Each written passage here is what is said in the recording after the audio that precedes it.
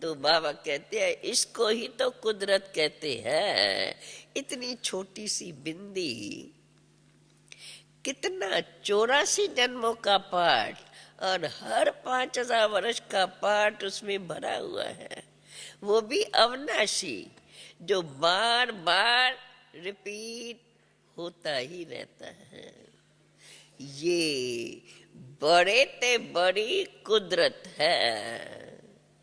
परमात्मा भी बिंदी, आत्मा भी बिंदी, परंतु परमात्मा सुप्रीम है, आत्माएं तो सब एक जैसी हैं। वैसे एक जैसी नहीं कहेंगी, रूप सबका एक जैसा है, परंतु उनमें पार्ट भिन्न भिन्न भरा हुआ है, नंबरवार है। पहले नंबर में सुप्रीम शिव बाबा, फिर कहेंगे श्री लक्ष्मी श्री नारायण।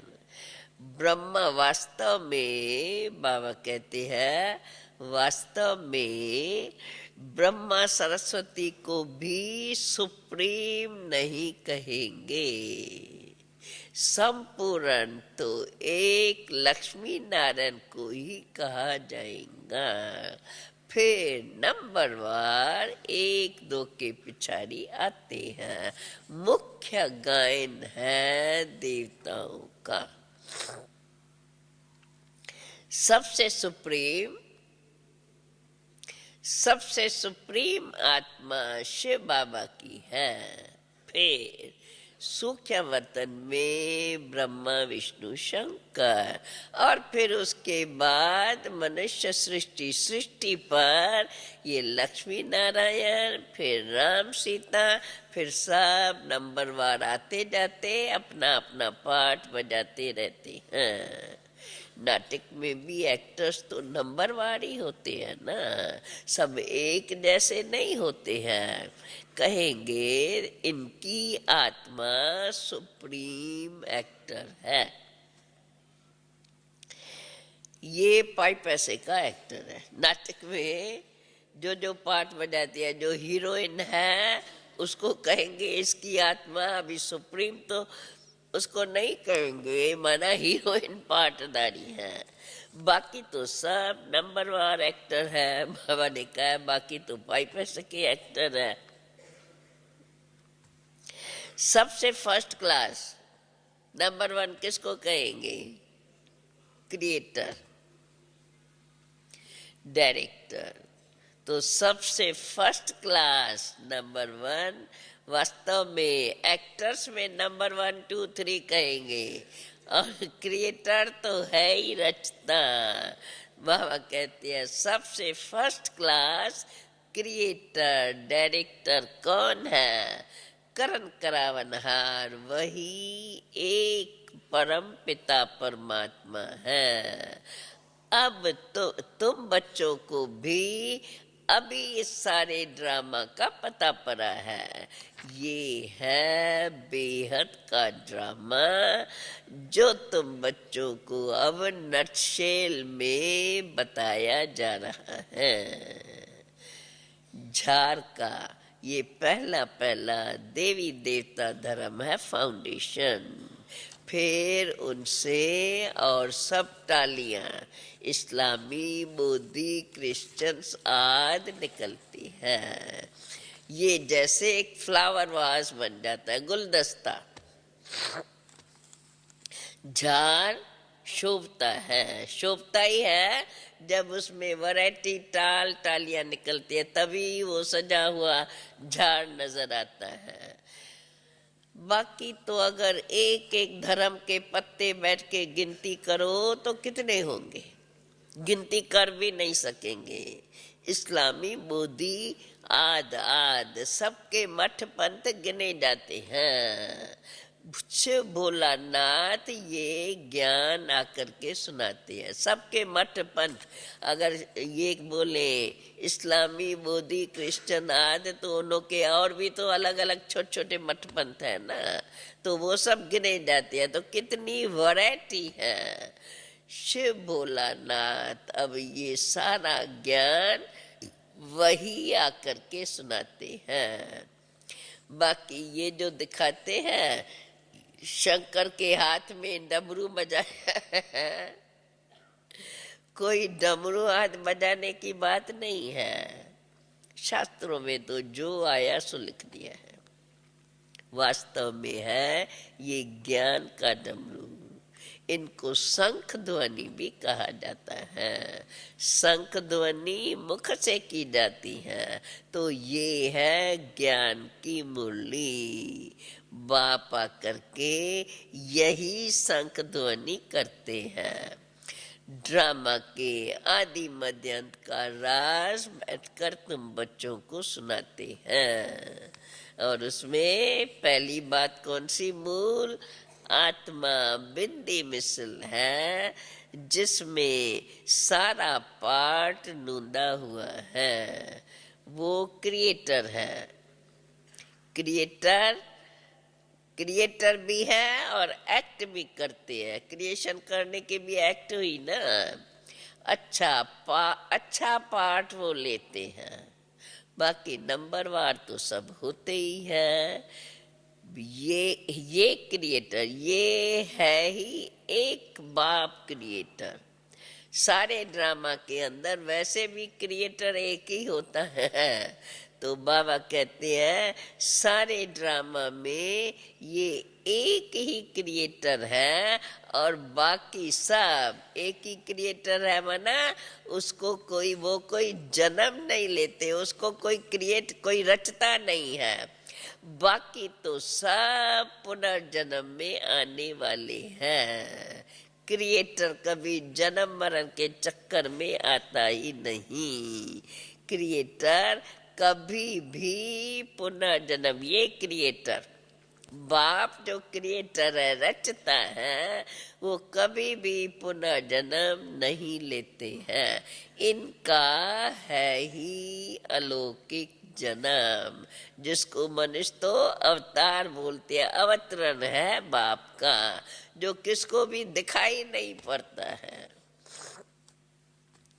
कब आते हैं, कैसे आते हैं, कोई नहीं देखते हैं। खाली बाप को ही पता है। क्रिएटर का आना क्रिएटर को ही पता है। समझो तुम, बाबा कहते हैं इनका अलौकिक जन्म है। तुम जानते हो कैसे आकर के प्रवेश किया है, वो भी फिर स्वयं ही सुनाते हैं, तभी हमें जानकारी होती है। बाबा कहते हैं कि अभी तुम जानते हो बाप कैसे आकर के प्रवेश करते हैं। ऐसे तो दूसरी आत्माएं भी प्रवेश करती है क्या ऐसे प्रवेश है? कौन सी आत्माएं प्रवेश करती है, किसको कहेंगे? परंतु बाप का ये अलौकिक जन्म है। दूसरी आत्माएं कैसे प्रवेश करती है समझो।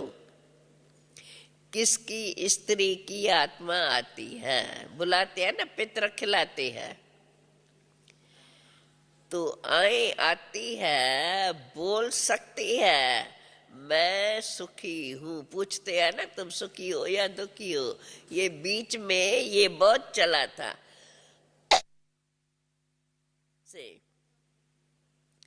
अपनी गई हुई आत्माओं को कोई बुलाते थे। ये बहुत चला था चक्कर।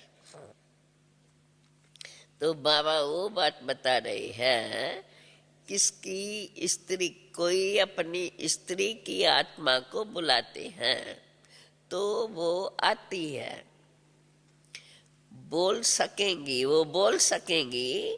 पूछते हैं उनसे तुम दुखी सुखी हो, तो कह दुखी हो या सुखी हो, तो कहेंगी मैं अभी सुखी हूँ।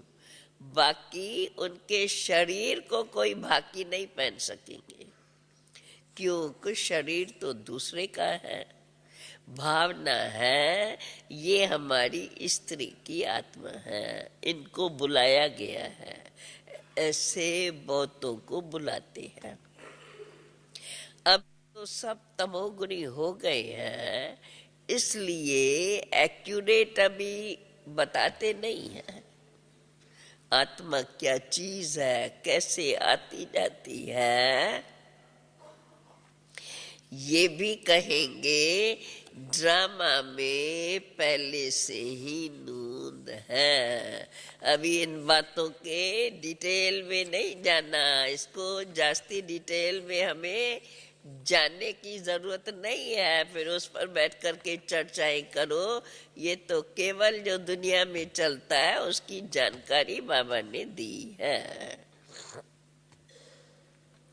ऐसे नहीं कि आत्मा निकल जाती है, निकल के कोई यहाँ आती है, वो मर जाते हैं। आत्मा नहीं मरती है, शरीर तो छोड़ देती है, तो आत्मा जाकर के दूसरे शरीर में प्रवेश करती है। तो वो जब पूछते हैं तो उनकी मनोकामना पूरी कर देते हैं। बाबा कहते हैं उनकी श्रद्धा है, तो ये उनकी मनोकामना पूर्ण करने के लिए अभी वहां तो कोई साक्षात्कार की बात नहीं है। वहां तो वो आकर के और जो पूछते वो बता के जाती है। बाकी साक्षात्कार बाबा ने यहाँ साक्षात्कार बोला है। जो ड्रामा में नूंद है सो होता है। सेकंड पास हुआ, ड्रामा में नूंद है। ये है बेहद का नाटक। बाप बिंदी है, बिंदी को भोलानाथ कहते हैं। कितना वंडर है। बाप भी कहते हैं मुझ बिंदी में कितना पाठ भरा हुआ है। अब ये सब नई नई बातें कोई के बुद्धि में जल्दी बैठ तो नहीं सकती। देखो यहाँ भी कितनों के समझ में नहीं आता है, तो किसको समझाने में भी फिर वो मूंझते रहते हैं। जैसे रेडियो में कोई बात करने में कभी मूंझते हैं ना, इसमें मुरली बड़ी फुर्ती से चलानी है।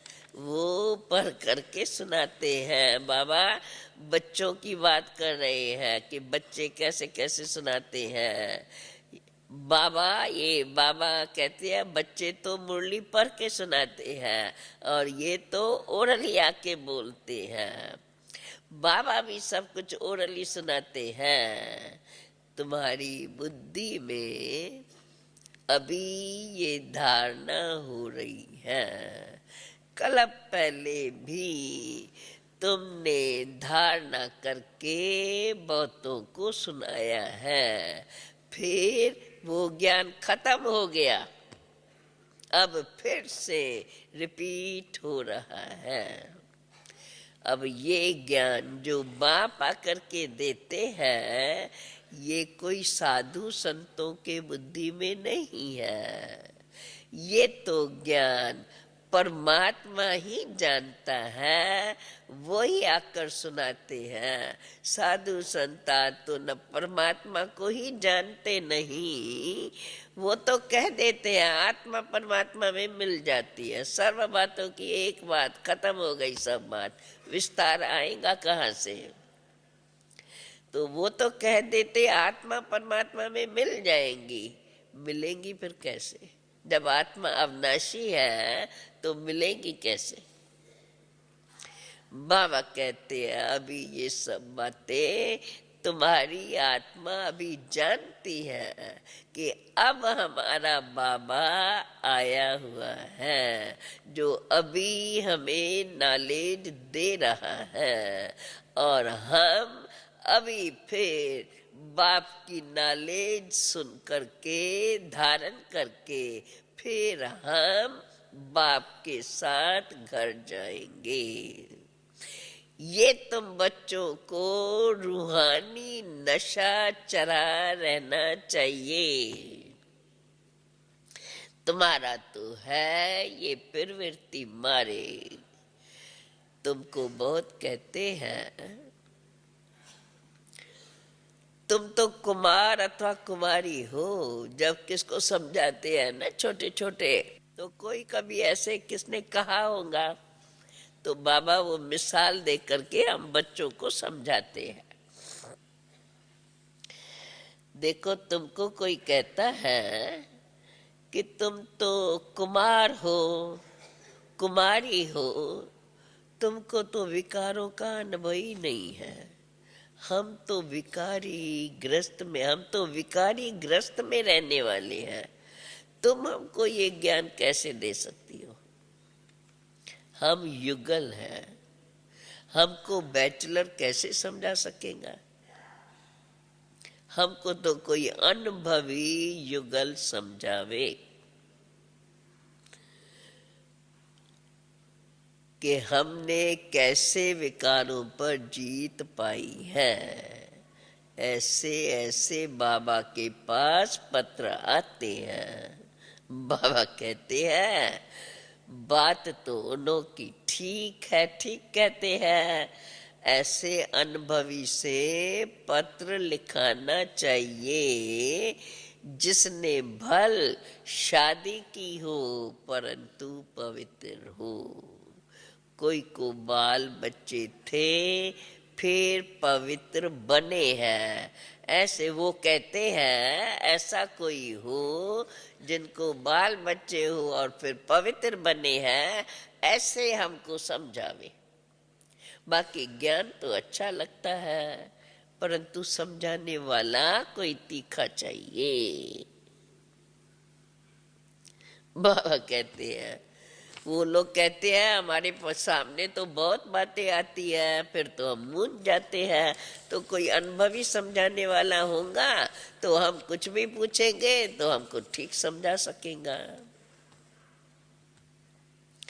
अभी पत्रों के द्वारा तो इतना किसको नहीं समझा सकते हैं, सन्मुख आकर मिले तो बाबा भी समझा देगा। ऐसे ऐसे बहुत युगल है जो ऐसा अपना अनुभव सुना सकते हैं कि हम ऐसे प्रवृत्ति में रहकर श्रीमत का पूरा पूरा पालन कर रहे हैं, खान पान की भी पूरी परहेज रखते हैं। कोई समझाने वाला ठीक नहीं है तो बेचारे जो आते हैं मूंझ पड़ते हैं। बाबा कहते हैं सर्विस के लिए भी बुद्धि चलनी चाहिए, देही अभिमानी भी बनना है, कोई भी फैमिलियरिटी में नहीं आना चाहिए। तो ऐसा बनने के, देही अभिमानी बनने के लिए मेहनत तो लगती है, क्योंकि माया घड़ी घड़ी फंसा लेती है। अभी तो कर्मातीत अवस्था नहीं हो सकती। बाबा फिर हम बच्चों को शिक्षा दे रहे हैं, बहुत है, एक दो के नाम रूप में फंस पड़ते हैं, फिर बाबा को लिखते भी हैं। बाबा ये तूफान आते हैं, और कई ऐसे हैं जो लिखते भी नहीं हैं, सच नहीं बताते हैं। बाबा को लिखे तो बाबा उन्हों को युक्ति भी बतावे। कोई कोई सच लिखते हैं। शिव बाबा तो सब कुछ जानते हैं, समझाते रहते हैं। अगर ऐसी कोई चलन चली तो धर्मराज के द्वारा बहुत दंड भोगना पड़ेगा। बाबा की तो सारा दिन ख्यालात चलती रहती है। कई सेंटर पर आते हैं, कहते हैं फलानी बहुत अच्छा समझाती है। बाबा जानते हैं कि अंदर से वो कैसी है। यहाँ तो चाहिए एक बाप के साथ पूरा पूरा योग, बाप के सिवाय दूसरा न कोई, क्योंकि अगर दूसरे के पीछे पड़े तो धारणा नहीं हो सकती। अगर धारणा नहीं होती तो जरूर कहाँ न कहाँ बुद्धि जाती रहती है। फिर ऐसे खुद भी राय नहीं पूछते हैं, डरते रहते हैं। बाप तो बार बार कहते हैं, बच्चे माम एकम याद करो। इसी याद से ही तुम्हारे विक्रम विनाश होंगे। तुम दुखों से लिबरेट हो जाएंगे।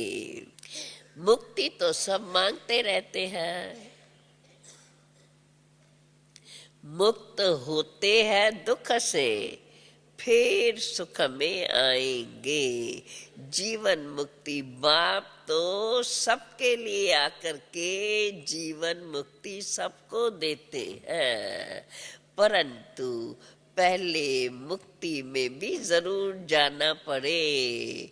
इसलिए मुक्ति में जाना है तो पहले सब अपना कर्मों का खाता चुकता करना पड़े, तब ही पहले मुक्ति में जाकर फिर जीवन मुक्ति में आ सके। अच्छा अच्छा, मीठे मीठे सिकिल दे बच्चों प्रेत, मात पिता बाप दादा का याद प्यार और गुड मॉर्निंग। रूहानी बाप की रूहानी बच्चों को नमस्ते। रूहानी बच्चों की रूहानी बाप को नमस्ते। अभी मुरली का सार धारणा युक्त बाप समान ज्ञान की शंख ध्वनि करनी है। सिर्फ पढ़ करके नहीं सुनाना है, धारणा करके फिर समझाना है। दूसरी पॉइंट,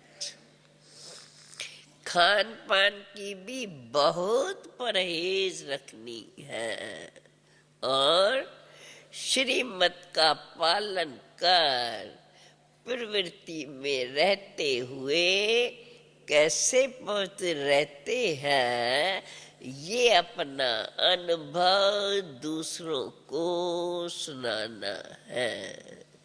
अभी हम फिर वरदान सुनते हैं। परमात्म प्यार और अधिकार की अलौकिक खुशी व नशे में रहने वाले सर्व प्राप्ति संपन्न भव।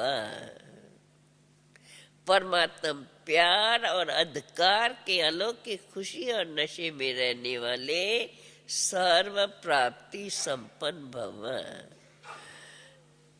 बाबा ने कहा है, जो बच्चे बाप के साथ सदा कंबाइंड रहकर प्यार से कहते हैं मेरा बाबा, तो उन्हों को परमात्म अधिकार प्राप्त हो जाता है। बेहद का दाता सर्व प्राप्तियों से संपन्न कर देता है, तीनों लोकों के अधिकारी बन जाते हैं। फिर यही गीत गाते, पाना था सो पा लिया, अब कुछ पाने का बाकी रहा नहीं। उन्हों को 21 जन्मों का गारंटी कार्ड मिल जाता है। जो ऐसे है एकदम, जो ये अनुभव करते पाना था सो पा लिया, उन्हों को 21 जन्मों का गारंटी कार्ड मिल जाता है। यही अलौकिक खुशी, इसी ही अलौकिक खुशी और नशे में रहो तो सब कुछ मिल गया, बाकी कुछ रहा ही नहीं। अर्थात पाना था सो पा लिया, बाकी कुछ रहा नहीं। अब स्लोगन है, साधनों के आधार पर साधना न हो। साधन साधना में विघ्न रूप न बने, अर्थात साधन पर हिर जाए और वो न मिले और हमारा योग न लगे तो ये विघ्न हो गया। इसलिए बाबा ने कहा है, साधना में विघ्न रूप न बने, इसलिए साधनों के आधार पर साधना न रहे। ओम शांति शांति शांति।